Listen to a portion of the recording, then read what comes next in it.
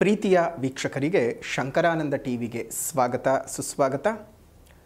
ಇವತ್ತಿನ ವಿಡಿಯೋನಲ್ಲಿ ಶನಿ ಗೋಚಾರ ಫಲ 2025 ಯಾವ ರೀತಿಯಾಗಿದೆ ಅನ್ನುವಂತಹ ಮಾಹಿತಿಯನ್ನು ತಿಳ್ಕೊಳ್ಳೋಣ. ಅದಕ್ಕಿಂತ ಮುಂಚಿತವಾಗಿ ಯಾರಾದರೂ ಶಂಕರಾನಂದ ಟಿವಿಯನ್ನು ಸಬ್ಸ್ಕ್ರೈಬ್ ಮಾಡಿಕೊಂಡಿಲ್ಲ, ಫಾಲೋ ಮಾಡ್ತಿಲ್ಲ ಅಂದರೆ ಫಾಲೋ ಮಾಡಿ, ಸಬ್ಸ್ಕ್ರೈಬ್ ಮಾಡ್ಕೊಳ್ಳಿ. ನೆಕ್ಸ್ಟ್ ಅಪ್ಲೋಡ್ ಮಾಡುವಂತಹ ವಿಡಿಯೋಗಳು ನಿಮಗೆ ನೋಟಿಫಿಕೇಷನ್ ಮುಖಾಂತರ ಬಂದು ತಲುಪತ್ತೆ. ಹೊಸ ಹೊಸ ಮಾಹಿತಿಗಳನ್ನು ತಿಳ್ಕೊಳ್ಳೋದಕ್ಕೆ ಸಾಧ್ಯವಾಗುತ್ತೆ ಅಂತ ತಿಳಿಸ್ತಾ, ಶನಿ ಅಂತ ಹೇಳ್ತಾ ಇದ್ದ ಹಾಗೆ ಪ್ರತಿಯೊಬ್ಬರಿಗೂ ಭಯವಾಗುತ್ತೆ. ಈಗ ಪ್ರಸ್ತುತ ಶನಿಯ ಪೀಡನೆಯನ್ನು ಅನುಭವಿಸ್ತಾ ಇರತಕ್ಕಂತಹ ರಾಶಿಗಳು ಅಂತ ಬಂದ ಸಂದರ್ಭಕ್ಕೆ ಪ್ರಥಮವಾಗಿ ನಮಗೆ ಅಷ್ಟಮ ಶನಿಯ ರೂಪದಲ್ಲಿ ಕರ್ಕಾಟಕ ರಾಶಿಯವರಿಗೆ, ಪಂಚಮ ಶನಿಯ ರೂಪದಲ್ಲಿ ತುಲಾ ರಾಶಿಯವರಿಗೆ, ಅದೇ ರೀತಿಯಾಗಿ ಅರ್ಧಾಷ್ಟಮ ಶನಿಯ ರೂಪದಲ್ಲಿ ಅಂದರೆ 4ನೇ ಮನೆ ಶನಿಯ ಪೀಡೆಯ ಸ್ಥಾನದಲ್ಲಿ ವೃಶ್ಚಿಕ ರಾಶಿಯವರಿಗೆ, ಇನ್ನು ಮಕರ ಕುಂಭ ಮೀನ ಮಕರ ರಾಶಿಯವರಿಗೆ ಕೊನೇ ಹಂತದ ಸಾಡೆ ಸಾಥಿನ ಭಾಗ, ಕುಂಭ ರಾಶಿಯವರಿಗೆ ಈ ಒಂದು ಶನಿಯ ಸಂಚಾರ ಆಗೋದ್ರಿಂದ ಮಕರ ರಾಶಿಯವರಿಗೆ ಒಂದು ಸಂಪೂರ್ಣವಾದಂತಹ ಸಾಡೆ ಸಾತಿನ ಯೋಗ ಮುಗಿದು ಹೋಗುತ್ತೆ. ಕುಂಭರಾಶಿಯವರಿಗೆ ಕೊನೆ ಹಂತದ ಸಾಡೆ ಸಾತಿನ ಭಾಗ, ಮೀನರಾಶಿಯವರಿಗೆ ಗರ್ಭಶನಿ ಅಂದರೆ ತನ್ನ 7.5 ವರ್ಷದಲ್ಲಿ 2.5 ವರ್ಷ ಮುಗಿಸಿ ತನ್ನ ಮುಂದಿನ ರಾಶಿಗೆ ಸಂಚಾರ ಮಾಡ್ತಾನೆ. ಗರ್ಭಶನಿ ರಾಶಿಯಲ್ಲಿ ಜನ್ಮಶನಿಯ ರೂಪದಲ್ಲಿ ಸಂಚಾರ ಮಾಡ್ತಾನೆ. ಹಾಗಾಗಿ ಈ ಒಂದು ವಿಚಾರಗಳಲ್ಲಿ ಗಮನಿಸೋದಾಯಿತು ಅಂತ ಹೇಳಿದ್ರೆ, ಶನಿ ಪೀಡನೆಯಿಂದ ಅತ್ಯಂತ ವೇಗವಾಗಿ ತನ್ನ ಒಂದು ಶನಿಯ ಕಪಿಮುಷ್ಟಿಯಿಂದ ತಪ್ಪಿಸ್ಕೊಳ್ತಾ ಇರುವಂತಹ ರಾಶಿಗಳ ಬಗ್ಗೆ, ಅವುಗಳಿಗಾಗುವಂತಹ ಪ್ರಭಾವಗಳ ಬಗ್ಗೆ, ಯಾರಿಗೆ ಒಳ್ಳೆಯದಿದೆ ಯಾರಿಗೆ ಕೆಡುಕಿದೆ ಅನ್ನೋದನ್ನೆಲ್ಲ ಸಹ ತಿಳ್ಕೊಳ್ತಾ ಹೋಗೋಣ. ಶನಿಯ ಗೋಚಾರ ಅಂತ ಬಂದ ಸಂದರ್ಭದಲ್ಲಿ ಶನಿಯು 29ನೇ ತಾರೀಕು 3ನೇ ತಿಂಗಳು 2025 ಭಾರತೀಯ ಕಾಲಮಾನದ ಪ್ರಕಾರ ರಾತ್ರಿ 10 ಗಂಟೆ 7 ನಿಮಿಷಕ್ಕೆ ಕುಂಭ ರಾಶಿಯಿಂದ ಮೀನ ರಾಶಿಗೆ ಪ್ರಯಾಣವನ್ನು ಬೆಳೆಸ್ತಾನೆ, ತನ್ನ ಸಂಚಾರವನ್ನು ಬದಲು ಮಾಡ್ತಾನೆ. ಆದರೆ ಪ್ರತಿಯೊಬ್ಬರು ಗಮನಿಸಬೇಕಾಗಿರೋದು ಏನಪ್ಪ ಅಂತಂದರೆ, ಸಂಚಾರವೇನು ಆಗತ್ತೆ, ಆದರೆ ತಾನು ಅಸ್ತಂಗತ ಸ್ಥಿತಿಯಲ್ಲಿ ತನ್ನ ರಾಶಿಯನ್ನು ಬದಲಾವಣೆ ಮಾಡ್ತಾನೆ ಶನಿ. ಸೂರ್ಯನ ಅತೀ ಸಮೀಪದಲ್ಲಿದ್ದು ಸೂರ್ಯನ ಕಿರಣಗಳ ನಡುವೆ ಆತ ದಹಿಸಿ ಹೋಗಿರ್ತಾನೆ. ಹಾಗಾಗಿ ಶನಿಯ ಪ್ರಭಾವವು ನಿಮಗೆ ತನ್ನ ಒಂದು ಅಸ್ತಂಗತ ತ್ಯಾಗ ಆಗುವವರೆಗೂ, ಅಂದರೆ ಅಸ್ತಂಗತ ಮುಗಿದು ಮತ್ತೆ ಉದಯ ಆಗುವ ಕಾಲಮಾನ 31ನೇ ತಾರೀಕು 3ನೇ ತಿಂಗಳು 2025. ಈ ಕಾಲಮಾನದವರೆಗೂ ಸಹ 29ನೇ ತಾರೀಕಿಗೆ ಪ್ರವೇಶವಾದರೂ 29, 30, 31 ಅಂದರೆ ಇನ್ನೂ 2 ದಿವಸಗಳ ಕಾಲ ಶನಿ ಅಸ್ತಂಗತನಾಗಿ ಪ್ರವೇಶ ಮಾಡ್ತಾ ಇರ್ತಕ್ಕಂಥದ್ದು ಮತ್ತೊಂದು ರಾಶಿಯನ್ನು ಬಹಳ ಅಪರೂಪಗಳಲ್ಲಿ ಅಪರೂಪ. ತುಂಬ ಅಂದರೆ ತುಂಬ ಅನೇಕ ವರ್ಷಗಳ ನಂತರ ಈ ರೀತಿಯಾಗಿ ಅಸ್ತಂಗತನಾಗಿ ಇನ್ನೊಂದು ರಾಶಿಗೆ ವಕ್ರವಲ್ಲದೆ ತನ್ನ ಸ್ಥಾನವನ್ನು ಬದಲಾವಣೆ ಮಾಡ್ತಾ ಇರ್ತಕ್ಕಂಥದ್ದು. ಸೊ ಹಾಗಾಗಿ ಈ ಒಂದು ವಿಚಾರವನ್ನು ನಾವೆಲ್ಲರೂ ಗಮನ ಕೊಟ್ಕೊಂಡು ನೋಡಿಕೊಳ್ಳೇಬೇಕು. ಆಯಾ ರಾಶಿಯ ವಿಚಾರ ಬಂದ ಸಂದರ್ಭಕ್ಕೆ ಈ ಒಂದು 2 ದಿನಗಳ ಪ್ರಭಾವ ಅಂಥದ್ದು ಏನೂ ಇರೋದಿಲ್ಲ. ಏನಿದ್ರು 1ನೇ ತಾರೀಕು ಏಪ್ರಿಲ್ನಿಂದ ಶನಿಯ ಸಂಚಾರದ ನೇರ ಶುಭ ಅಶುಭ ಫಲಗಳು ಪ್ರತಿ ರಾಶಿಗೂ ಅಪ್ಲೈ ಆಗ್ತಾ ಬರುತ್ತೆ. ಹಾಗಾಗಿ ಈ ಒಂದು ವಿಚಾರವನ್ನು ಗಮನ ಕೊಟ್ಕೊಂಡು ಅರ್ಥ ಮಾಡ್ಕೋಬೇಕು. ಇನ್ನು ಶನಿ ಈ ವರ್ಷದಲ್ಲಿ ಒಂದು ಸಲ ವಕ್ರನಾಗ್ತಾನೆ.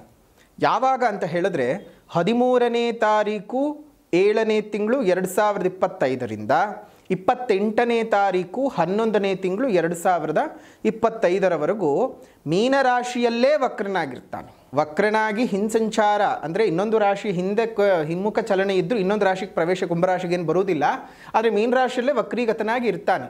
ಅಂದರೆ ಈಗ ಕೆಲವು ದಿನಗಳ ಹಿಂದೆ ಹೇಗೆ ಒಂದು ವಕ್ರೀಗತನಾಗಿ ಕುಂಭರಾಶಿನಲ್ಲೇ ಇದ್ನೋ ಅದೇ ರೀತಿಯಾಗಿ ಈ ಬಾರಿಯೂ ಸಹ ಒಂದು ಹಿಂಚಲನೆಯಲ್ಲಿದ್ದರೂ ಹಿಂದಿನ ರಾಶಿಗೆ ಪ್ರವೇಶ ಮಾಡೋದಿಲ್ಲ, ಮೀನರಾಶಿನಲ್ಲೇ ವಕ್ರನಾಗಿ ಇರ್ತಾನೆ. ಇಂತಹ ಒಂದು ಶನಿ ಸಂಚಾರಗಳು 12 ರಾಶಿಯವರಿಗೂ ಯಾವ ರೀತಿಯಾದಂತಹ ಫಲಾನುಫಲಗಳನ್ನು ಕೊಡಬಹುದು ಅನ್ನೋದನ್ನು ಗಮನಿಸೋಣ. ಶನಿ ಅಂತ ಹೇಳ್ತಾ ಇದ್ದ ಹಾಗೆ ಪ್ರತಿಯೊಬ್ಬರಿಗೂ ಸಹ ಒಂದು ರೀತಿಯಾದಂತಹ ಅವ್ಯಕ್ತ ಭಯ ಕಾಡುತ್ತೆ. ಆ ಅವ್ಯಕ್ತ ಭಯ ಯಾವ ರೀತಿಯಾಗಿ ಇರುತ್ತೆ ಅಂತ ಹೇಳಿದ್ರೆ, ಏನೋ ಆಗೋಗುತ್ತೆ ನಮ್ಮ ಜೀವನಕ್ಕೆ. ಶನಿ ಅಂದ್ರೇ ಒಂದು ರೀತಿ ಸುಡು ಸುಡು ಬಿಸಿಲಲ್ಲೂ ಮೈ ಚಳಿ ಬಂದು ಕಂಬಳಿ ಹೊತ್ಕೊಳ್ಳುವಂಥ ಪರಿಸ್ಥಿತಿ. ಶನಿ ಪೀಡೆನೇ ಮಾಡ್ತಾನೆ ಅನ್ನುವಂತಹದ್ದು ಹಲವು ಜನರ ಭಾವನೆ. ಆದರೆ ಶನಿ ಆ ರೀತಿಯಾಗಿ ಇಲ್ಲ. ನಿಮ್ಮ ಕರ್ಮದ ಅನುಸಾರ ಆತ ಫಲಗಳನ್ನು ಕೊಡ್ತಾ ಬರ್ತಾನೆ. ಈಗಾಗಲೇ ನಾವು 7.5 ವಿಚಾರ ತುಂಬ ಬಾರಿ ಹೇಳಿದ್ದೇವೆ. ಅದೇ ರೀತಿಯಾಗಿ ಒಂದು ಅರ್ಧಾಷ್ಟಮ ಶನಿ ಆಗ್ಬೋದು, ಪಂಚಮ ಶನಿ ಆಗ್ಬೋದು, ಬೇರೆ ಬೇರೆ ರೀತಿಯಾಗಿರ್ತಕ್ಕಂತಹ ಅಷ್ಟಮ ಶನಿಗಳ ಪೀಡೆಗಳಾಗಿದ್ದಿರಬಹುದು. ಎಲ್ಲ ಒಂದು ವಿಧಾನಗಳ ಬಂದಾಗೂ ನಿಮ್ಮ ಒಂದು ಜಾತಕದ ಅನ್ವಯ ಶನಿಯ ಒಂದು ಗೋಚಾರದ ಫಲ ಮತ್ತು ಜಾತಕದ ಫಲ ಎರಡೂ ಬೇರೆ ಬೇರೆ ರೀತಿಯಾಗಿ ಅನ್ವಯವಾಗುತ್ತೆ ಅನ್ನೋದನ್ನು ಸಹ ನಾವು ನಿಮಗೆ ತಿಳಿಸ್ಕೊಟ್ಟಿದ್ದೀವಿ. ಆದರೂ ಏನೋ ಒಂದು ಭಯ, ಶನಿ ಪೀಡನೆಯ ಬಗ್ಗೆ, ಶನಿ ಕಾಟದ ಬಗ್ಗೆ ತುಂಬ ತಲೆಬಿಸಿ ಮಾಡಿಕೊಳ್ಳೋದು ಬೇಡ. ಒಮ್ಮೆ ನಿಮ್ಮ ಜನ್ಮ ಜಾತಕವನ್ನು ತೋರಿಸ್ಕೊಳ್ಳಿ. ಜನ್ಮ ಜಾತಕದ ಅನ್ವಯ ಅದಕ್ಕೆ ಬೇಕಾಗಿರುವಂತಹ ಪರಿಹಾರದ ಕ್ರಮಗಳನ್ನು ಮಾಡಿಕೊಂಡ್ರೆ ಬಹಳ ಶುಭವಾದ ವಾತಾವರಣ ಉಂಟಾಗುತ್ತೆ. ಹಾಗಾಗಿ ಯೋಚನೆ ಮಾಡೋದು ಬೇಡ. ಈ ಒಂದು ಶನಿ ಗೋಚಾರದ ಫಲ 2025 ವೃಶ್ಚಿಕ ರಾಶಿಯವರಿಗೆ ಯಾವ ರೀತಿಯಾಗಿದೆ ಅಂದರೆ, ಒಂದು ರೀತಿ ಹಾವಿನಿಂದ ತಪ್ಪಿಸ್ಕೊಂಡ್ರಿ, ಚೇಳಿನ ಬಾಯಿಗೆ ಬಿದ್ದ್ರಿ, ಬೆಂಕಿಯಿಂದ ತಪ್ಪಿಸ್ಕೊಂಡು ಬಾಣಲೆಗೆ ಬಿದ್ದ ಹಾಗಾಯ್ತು. ಈ ಒಂದು ಸಂದರ್ಭ ನಿಮ್ಗೆ ಹಾಗೆ ಮುಗಿತಪ್ಪ, ನಮಗೆ ಅರ್ಧಾಷ್ಟಮ ಶನಿ, 4ನೇ ಮನೆಯ ಶನಿಯ ಕಾಟ ಮುಗಿತು ಅಂತ ಅಂದುಕೊಳ್ಳೋ ಹೊತ್ತಿಗೆ ಮೀನರಾಶಿಗೆ ಶನಿ ಪ್ರವೇಶ ಮಾಡೋದ್ರ ಮುಖಾಂತರವಾಗಿ ನಿಮ್ಗೆ 5ನೇ ಮನೆಯ ಶನಿ ಪೀಡನೆಯನ್ನು ಕೊಡೋದಕ್ಕೆ ಪ್ರಾರಂಭ ಮಾಡ್ತಾನೆ. ಮತ್ತಿನ್ನಷ್ಟು ಹಿಂಸೆಗಳು. ಇವಾಗ ಏನು ಸಮಸ್ಯೆಗಳನ್ನು ಅನುಭವಿಸ್ತಾ ಇದ್ದೀರಿ, ಕುಟುಂಬದಲ್ಲಿ ಕಿರಿಕಿರಿ, ಮರ್ಯಾದೆ ಇಲ್ಲ, ಅವಮಾನಗಳಾಗ್ತಾ ಇದ್ದಾವೆ, ಒಬ್ಬರ ಹಿಂದೆ ಒಬ್ಬರಿಗೆ ನಿಮಗೆ ಮನೆಯಲ್ಲಿ ಆರೋಗ್ಯಗಳು ಕೈ ಕೊಡ್ತಾ ಇದೆ, ತುಂಬ ಅಂದರೆ ಹಣಕಾಸಿನ ಏರಿಳಿತಗಳು ಉಂಟಾಗ್ತಾ ಇದೆ, ಕುಟುಂಬವನ್ನೇ ಬಿಟ್ಟು ಆಚೆ ಹೋಗಬೇಕು ಅಂತ ಅಂದ್ಕೊಂಡ್ಬಿಟ್ಟಿರ್ತೀರಿ, ಅಥವಾ ಆಚೆ ಬಂದು ಜೀವನ ಮಾಡ್ತಾ ಇರ್ತೀರಿ. ಮಕ್ಕಳುಗಳು ಸರಿಯಾಗಿ ನೋಡ್ಕೊಳ್ಳೋಲ್ಲ, ಮಕ್ಕಳಿದ್ರೂ ವೇಸ್ಟು. ಈ ರೀತಿಯಾದ ಪರಿಸ್ಥಿತಿ ಇನ್ನಷ್ಟು ಹೆಚ್ಚಿಗೆ ಆಗ್ತಾ ಹೋಗುತ್ತೆ ವೃಶ್ಚಿಕ ರಾಶಿಯವರಿಗೆ. ಜೊತೆಗೆ ನಿಮ್ಮಲ್ಲಿ ಇದ್ದಕ್ಕಿದ್ದ ಪ್ರಾಮಾಣಿಕತೆಯೂ ಸಹ ಕಡಿಮೆ ಆಗಿ ಹೋಗ್ಬಿಡುತ್ತೆ. ಯಾಕಂದರೆ ನೀವು ಬೇಸತ್ತು ಹೋಗಿರ್ತೀರಿ ಜೀವನದಲ್ಲಿ. ಏನು ಮಾಡಿ ಏನು ಪ್ರಯೋಜನ? ಯಾರಿಗೆ ನಿಯತ್ತಾಗಿರಬೇಕು? ಯಾರಿಗೆ ನಾವು ಒಳ್ಳೇದು ಮಾಡಬೇಕು? ನಾವೆಲ್ರಿಗೂ ಒಳ್ಳೇದು ಮಾಡಿದರೂ ನಮಗೆ ಕೊನೆಗೆ ಕೆಡಕೆ ಆಗ್ತಾ ಇದೆ, ಯಾವುದರಲ್ಲೂ ಅನುಕೂಲ ಆಗ್ತಾ ಇಲ್ಲ. ಒಂದಲ್ಲ ಎರಡಲ್ಲ ಮೂರಲ್ಲ ಯಾತನೆಗಳನ್ನು ನೀವು ಅನುಭವಿಸ್ತಾ ಇರುವಂಥದ್ದು ಇನ್ನಷ್ಟದು ಜಾಸ್ತಿ ಆಗ್ತಾನೇ ಹೋಗುತ್ತೆ. ಆದರೆ ಒಂದು ಸ್ವಲ್ಪ ಧೈರ್ಯವಾಗಿರಿ. ಗುರು ಅನುಗ್ರಹ ಇರುವವರೆಗೂ ಹೇಗೋ ಹಾಗೋ ಹೀಗೋ ತಳ್ಳಾಟ ಆಗುತ್ತೆ. ಆದರೆ ಗುರು ಅನುಗ್ರಹ ಕಳ್ಕೊಂಡ ನಂತರದಲ್ಲಿ ಇನ್ನಷ್ಟು ಹೆಚ್ಚಿಗೆ ಪೀಡೆಯನ್ನು ಅನುಭವಿಸಬೇಕು. ವಿದ್ಯಾಭಂಗ ಯೋಗ, ಉದ್ಯೋಗ ಭಂಗ ಯೋಗ, ಮಾನಹಾನಿ ಆಗ್ತದೆ. ಇದ್ದಕ್ಕಿದ್ದ ಹಾಗೆ ಊರುಗಳನ್ನು ಬಿಟ್ಟು ಹೋಗಬೇಕಾಗತ್ತೆ. ನೋಡಿ, ಸಾಲಗಳು ಜಾಸ್ತಿ ಆಗುತ್ತೆ. ತುಂಬ ಅಂದರೆ ತುಂಬಾ ಕಷ್ಟಗಳು ಜಾಸ್ತಿ ಆಗುತ್ತೆ. ಸ್ವಲ್ಪ ಜಾಗೃತಿಯಾಗಿರಿ. ಹನುಮದೇವರ ಉಪಾಸನೆಯನ್ನು ಮಾಡ್ತಾಯಿರಿ. ಈ ಕಪ್ಪು ಎಳ್ಳನ್ನು ಹನುಮಂತನ ದೇವಸ್ಥಾನಕ್ಕೆ ದಾನವಾಗಿ ಕೊಡಿ. ನಿಮ್ಮ ಕೈಲಿ ಎಷ್ಟಾಗುತ್ತೋ ಅಷ್ಟು ಕೊಡಿ. ಮತ್ತು ಕಪ್ಪು ಎಳ್ಳು ಮತ್ತು ಬೆಲ್ಲ ಎರಡನ್ನು ಕುಟ್ಟು ಪುಡಿ ಮಾಡಿ ಹನುಮದೇವರ ದೇವಸ್ಥಾನದಲ್ಲಿ ಹನುಮದೇವರಿಗೆ ನೈವೇದ್ಯವನ್ನು ಮಾಡಿಸಿ 4-6 ಜನಕ್ಕೆ ನೀವೇ ಅದನ್ನು ಹಂಚಿ. ಅದರಿಂದನೂ ಬಹಳ ಶನಿಪೀಡನೆಯಿಂದ ಆಚೆ ಬರಬಹುದು. ಮೀನಿಗೆ ಊಟವನ್ನು ಹಾಕುವಂಥದ್ದು, ಕಾಗೆಗಳಿಗೆ ಊಟವನ್ನು ಕೊಡ್ತಕ್ಕಂಥದ್ದು, ಇದರಿಂದನೂ ಸಹ ಶನಿ ಪೀಡನೆಯಿಂದ ನೀವು ತಪ್ಪಿಸ್ಕೊಳ್ಳೋ ಸಾಧ್ಯತೆಗಳಿದ್ದಾವೆ. ಸ್ವಲ್ಪ ನೀಲಿ ಬಣ್ಣದ ಬಟ್ಟೆಯನ್ನು ಉಪಯೋಗಿಸಿ, ಕಪ್ಪನ್ನು ಅವಾಯ್ಡ್ ಮಾಡಿ ನೀಲಿಯನ್ನು ಉಪಯೋಗಿಸಿ. ಶನಿ ನೀಲಿಗೆ ಪ್ರೀತ್ಯರ್ಥ. ಕಪ್ಪು ಸಹ ಅವನಿಗಿಷ್ಟ, ಆದರೆ ಕಪ್ಪು ಕಾಡಿಸೋದಕ್ಕೆ ಶುರು ಮಾಡ್ತಾನೆ, ನೀಲಿ ಶಾಂತಿ ಸ್ವರೂಪದಲ್ಲಿ ಅವನು ಪ್ರೀತಿಯನ್ನು ಮಾಡಿಕೊಳ್ತಾನೆ.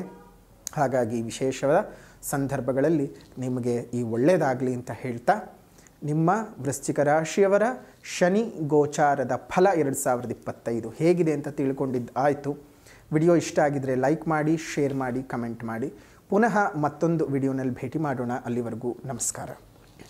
ಲೋಕಾ ಸಮಸ್ತ ಸುಖಿನೋ ಭವಂತು, ಸಕಲ ಸನ್ಮಂಗಳಾನಿ ಭವಂತು, ಸರ್ವೇ ಜನಾಃ ಸುಖಿನೋ ಭವಂತು, ಸಮಸ್ತ ಸನ್ಮಂಗಳಾನಿ ಭವಂತು.